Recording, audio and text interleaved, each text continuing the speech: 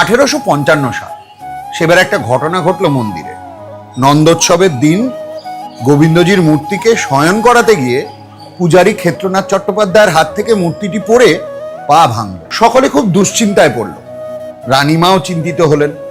তাই ঠিক হলো নতুন একটি বিগ্রহ বানিয়ে সেই বিগ্রহটির পূজা করা হবে এবং এই পুরানো ভেঙে দেওয়া বিগ্রহটিকে গঙ্গায় অর্পণ করে দেওয়া হবে। কথাটা গেল শ্রীরামকৃষ্ণের কানে, কারণ স্বয়ং রানী রাসমণি তাকে জিজ্ঞাসা করলেন যে কি করা উচিত। শ্রীরামকৃষ্ণ একটা দারুণ কথা বললেন, আপনার জামাইদের মধ্যে কারোর পা ভেঙে গেলে কি তাকে ত্যাগ করবেন নাকি তার চিকিৎসা করাবেন?